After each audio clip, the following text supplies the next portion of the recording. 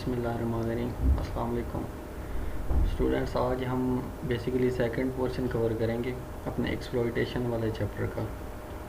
कल आपको याद है कि हमने उसमें क्या क्या चीज़ें डिस्कस की थी।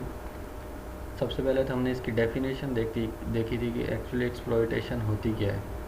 एक्सप्लॉयटेशन ये होती है कि टेक्नोलॉजी को अडॉप्ट करने के बाद या लेने के बाद उसका अपनी ऑर्गेनाइजेशन में ग्रोथ देखना या बेनिफिट देखना, यानी टेक्नोलॉजी को अप्लाई करने से हमारी ऑर्गेनाइजेशन पे क्या इफ़ेक्ट पड़ रहा है, कितनी ग्रोथ हो रही है, क्या बेनिफिट्स आ रहे हैं। तो इसको बेसिकली हमने क्या नाम दिया था, एक्सप्लॉयटेशन का।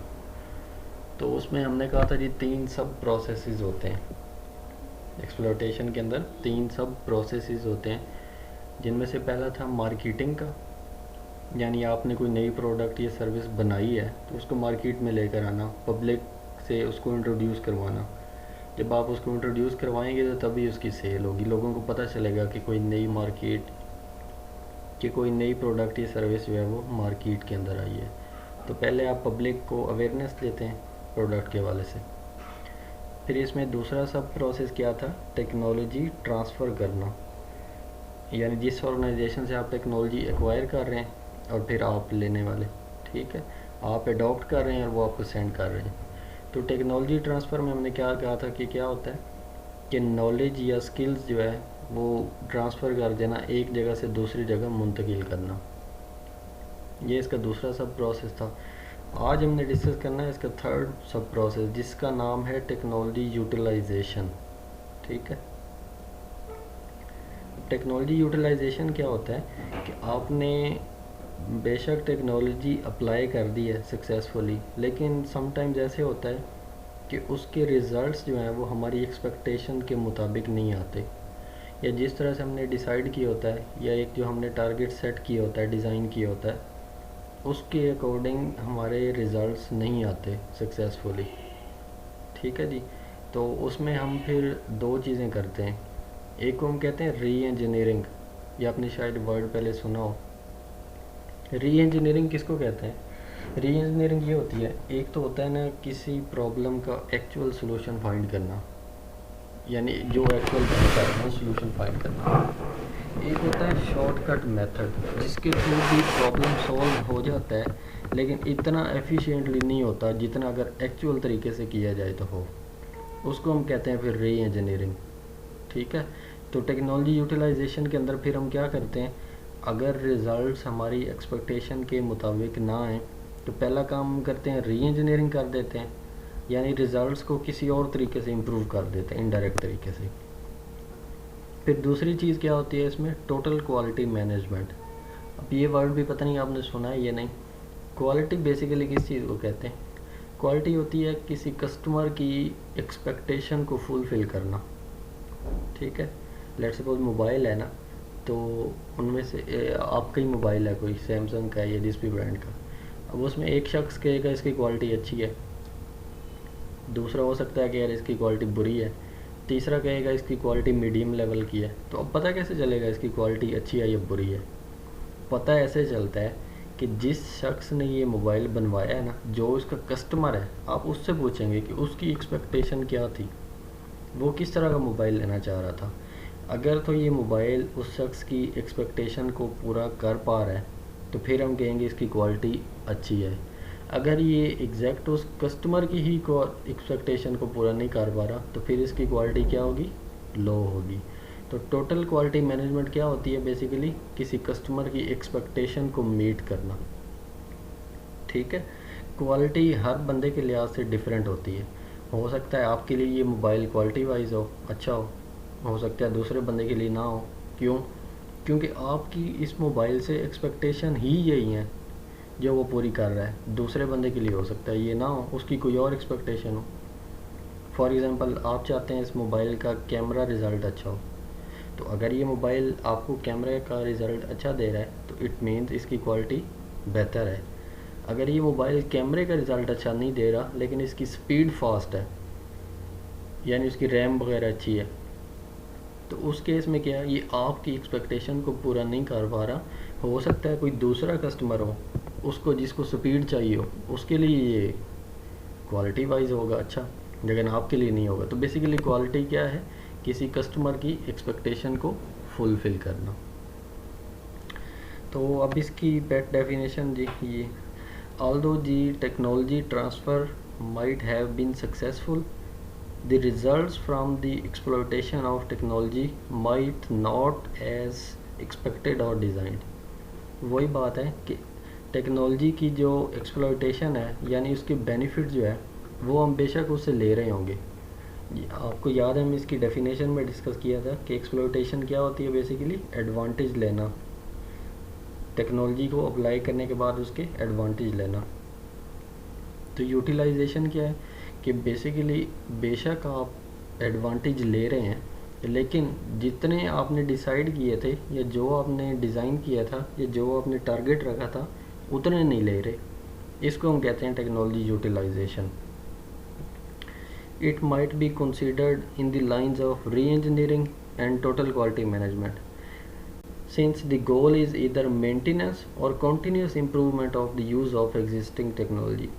तो वो क्या कह रहा है कि गोल क्या होगा फिर, या तो मेंटेनेंस करें जो टेक्नोलॉजी एक्वायर की है, अप्लाई की है उसकी, या तो मेंटेनेंस करें उसको, या फिर कॉन्टीन्यूस इम्प्रूवमेंट। कॉन्टीन्यूस इम्प्रूवमेंट क्या होता है कि आपने जिससे टेक्नोलॉजी ली है ना, एक्वायर की है, जिस वेंडर से ली है, जिसके साथ आपका एग्रीमेंट हुआ है, आप उससे अपने टर्म्स एंड कंडीशन इस तरह बनाएंगे कि वो आपको 1 महीने बाद या 2 महीने बाद या 6 महीने बाद कॉन्टीन्यूसली उसकी चेकिंग करेंगे और उसके अंदर इम्प्रूवमेंट करते रहेंगे।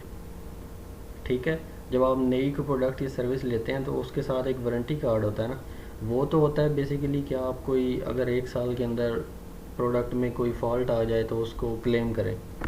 लेकिन आप इस केस में ये भी कर सकते हैं, उनसे एग्रीमेंट करें कि आपने हमें कॉन्टीन्यूस इसके अंदर इम्प्रूवमेंट्स ला के देनी है, यानी टेक्नोलॉजी को बेहतर बनाते रहना है और इसको उस हद तक बेहतर बनाना है जहाँ तक हमारे जो एक्सपेक्टेड रिजल्ट्स हैं वो अचीव ना हो जाए।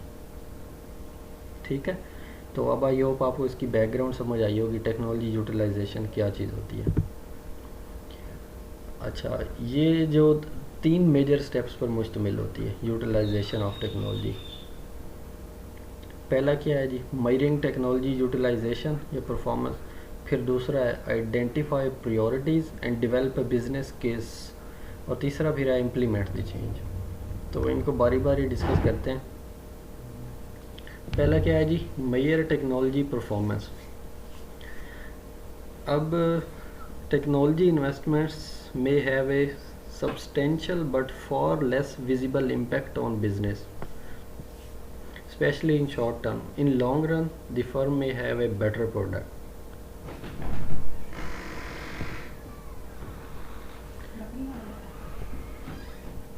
इसमें बेसिकली सॉरी माइक शायद, अच्छा इसमें बेसिकली वो ये कह रहा है कि एक सेकंड जी, मेरा माइक का इशू आ गया।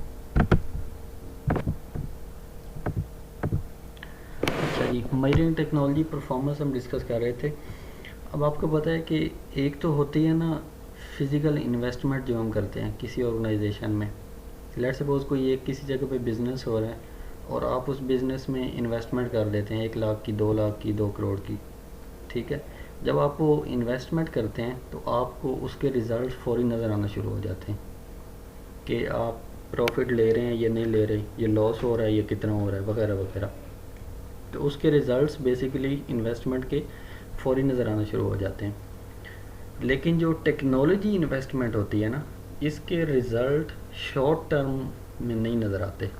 इसके रिज़ल्ट जो नज़र आते हैं ना वो लॉन्गर रन में नज़र आते हैं। यानी ऐसा नहीं होगा कि आपने आज टेक्नोलॉजी अप्लाई की और कल आपकी ऑर्गेनाइजेशन का जो बिज़नेस है वो उसकी ग्रोथ शुरू हो गई। ठीक है जी, तो टेक्नोलॉजी 2 तरह की इन्वेस्टमेंट होती है, एक होती है फाइनेंशियल इन्वेस्टमेंट और दूसरी होती है टेक्नोलॉजी इन्वेस्टमेंट। हम बेसिकली करना क्या चाह रहे हैं, हम टेक्नोलॉजी यूटिलाइजेशन को मेजर कर रहे हैं। ठीक है, तो अब इसमें 2 तरह की इन्वेस्टमेंट होती है, फाइनेंशियल और दूसरी टेक्नोलॉजी इन्वेस्टमेंट। जो फाइनेंशियल इन्वेस्टमेंट होती है उसके रिजल्ट्स आपको फौरी तौर पर नज़र आना शुरू हो जाते हैं। फौरी तौर से मुराद है कि 1 साल में या 1.5 साल में, 6 माह में। लेकिन जो टेक्नोलॉजी इन्वेस्टमेंट है इसके रिजल्ट्स शॉर्ट टर्म में नज़र नहीं आते बल्कि लॉन्गर रन में जाके नज़र आते हैं। अच्छा, आगे होता है जी टेक्नोलॉजी इवेल्युएशन जो है, ये कुछ क्वेश्चंस हमारे लिए पैदा करती है, खड़े करती है। फॉर एग्जांपल पहला क्वेश्चन ये है, what is to be evaluated, यानी किस चीज़ की इवेल्युएशन करनी है। उसके बाद है what is to be involve in evaluation, यानी इसके अंदर हमने ये देखना है कि जो इवेल्युएशन है उसके अंदर रिसोर्सेज हमारी ऑर्गेनाइजेशन के कौन कौन से यूज़ होने हैं, कितने एम्प्लॉयज़ यूज़ होने हैं, कितना बजट यूज़ होना है, कौन कौन से उसमें सिस्टम यूज़ होने हैं वगैरह वगैरह, रिसोर्सेज को हम देखेंगे। फिर है what roles do they play, यानी अब जो रिसोर्सेज इसमें यूज़ होने हैं उनमें किसका क्या रोल होगा, एम्प्लॉयज़ का रोल बेसिकली बात हो रही है। फिर है what criteria are to be used in evaluation. अब ये जो है ना what criteria are to be used, इसका आंसर इसमें दिया हुआ है स्लाइड में। अब ये जो हम मेजरमेंट करते हैं टेक्नोलॉजी की, उसके लिए डिफरेंट मेथड्स यूज़ होते हैं, ठीक है।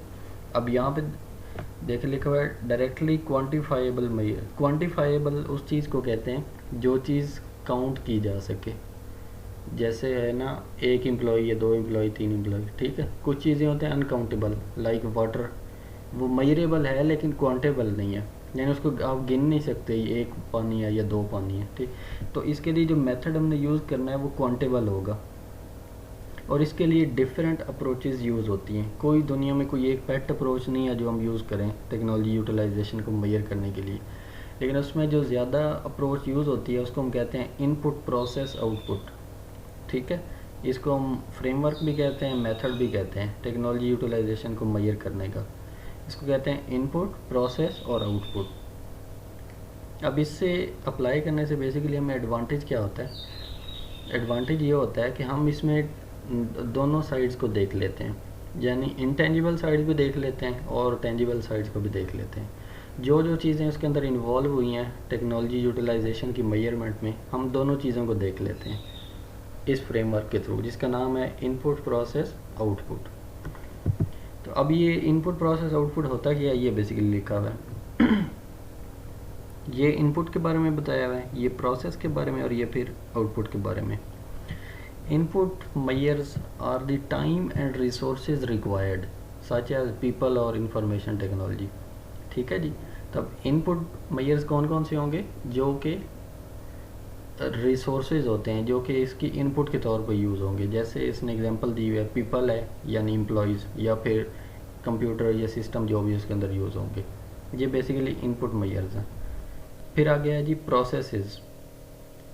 अब प्रोसेसेस क्या है जी, processes measure the indicators of efficiency of innovation process within organization such as the time required to bring an innovation to market।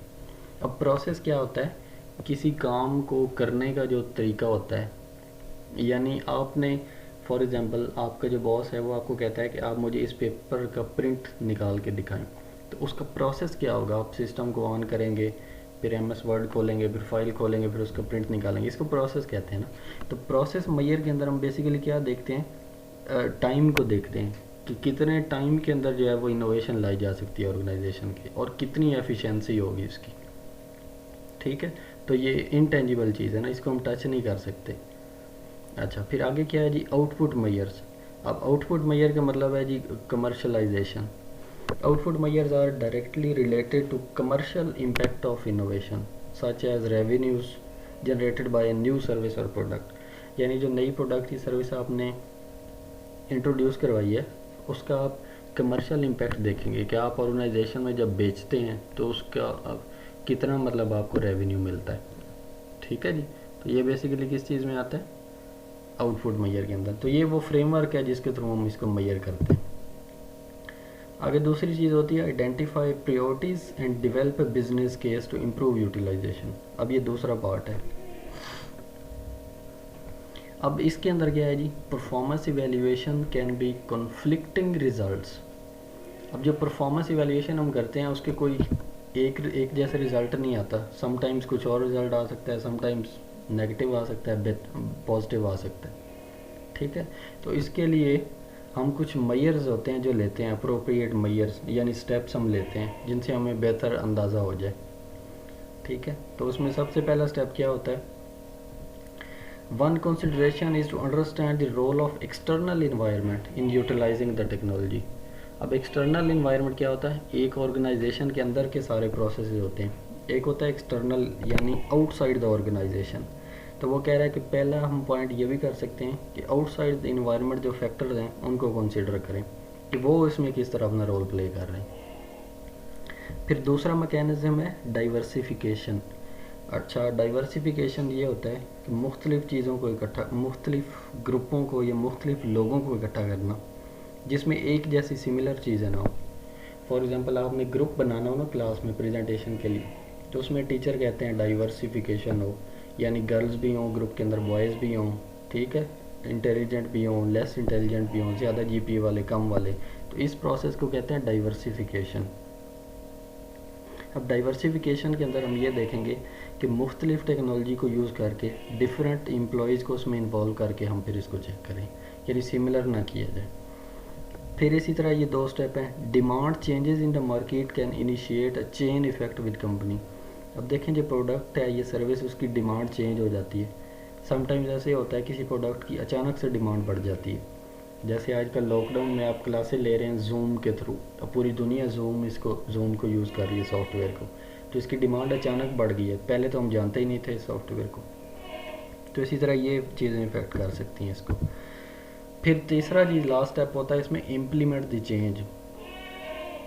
Improvement कर ली आपने, ठीक है जी, जो जो चीज़ें यहाँ पे कमी महसूस हो गई थी आपको, वो इसके अंदर एक्सप्लॉयटेशन के बाद आपने टेक्नोलॉजी को यूटिलाइज़ किया, फिर अब क्या करना है, उसको इम्प्लीमेंट करना है।